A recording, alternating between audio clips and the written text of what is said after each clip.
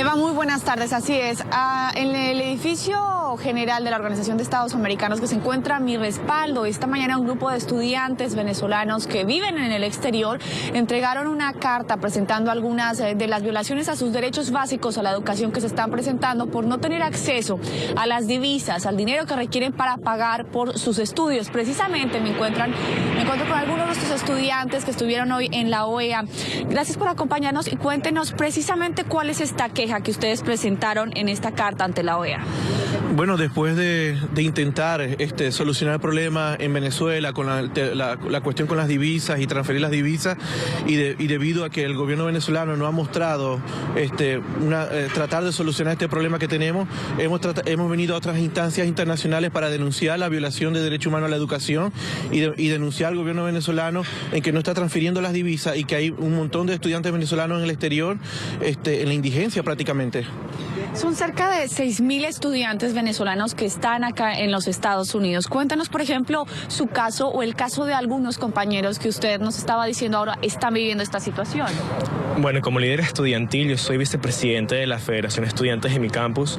He encontrado estudiantes que me han pedido simplemente algo para comer, algo para vestir. Chicos que tienen 18, 19 años, que están a horas de distancia de Washington DC, no pudieron estar aquí, que están dependiendo de la caridad, que están dependiendo de amistades que les dejen de dormir, y estudiantes que tienen una valija, una maleta todo el día rogando donde puedan dormir. Los casos son desgarradores y los testimonios son muy humanitarios. Simplemente como líder estudiantil creo que debemos ayudarlos y estamos recurriendo a instancias como la OEA para que nuestra voz sea escuchada.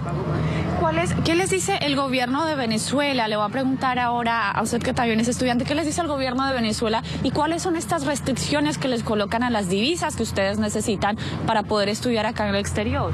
Bueno, principalmente no nos responden nada, no nos dan respuesta, nada más nos dejan en pending, de que el proceso está en espera, tenemos que dar respuesta que para qué es el dinero, en qué se está gastando el dinero, dar recibo de que cada cosa que compramos y gastamos ese dinero, y usualmente ya se hizo algo del día a día de que Venezuela no responde, y bueno, nos afecta mucho como a mí y a otras personas en que no nos alcanza para comer, para pagar la vivienda y sobre todo para pagar las clases.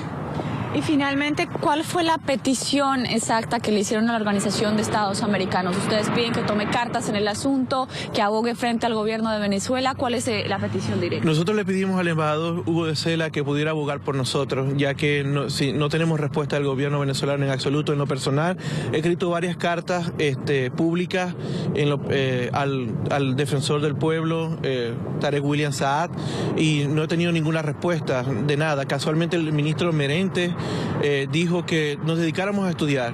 Señor ministro, levante el teléfono, llame a mi universidad, así de fácil, y pregunte cuántos estudiantes venezolanos allí no tuvieron cómo pagar la escolaridad del semestre pasado y cuántos no están pagando ahora. Entonces es algo tan fácil de alzar el teléfono y darse cuenta de la crisis que estamos viviendo. Como le dije, venimos a instancias internacionales porque ya no tenemos salida.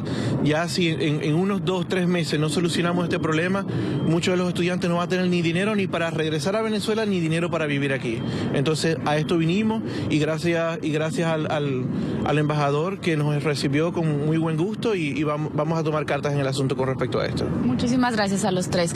Bien, y esta es básicamente la situación que están viviendo cerca de 6.000 de estudiantes venezolanos que viven en los Estados Unidos y que están haciendo o cursando sus estudios superiores o de posgrado y que básicamente no pueden pagar estos estudios debido a las restricciones que les coloca el gobierno de Venezuela, pero también entran en mora, tienen que asumir esta mora con las universidades e incluso se les puede presentar cargos en Estados Unidos si ellos después no cumplen, y esto puede afectar no solamente su historia crediticia, sino su estadía legal en los Estados Unidos. Bien, esta es toda la información que por el momento se genera desde la sede de la Organización de Estados Americanos en Washington. Regreso a nuestro Centro Internacional de Noticias.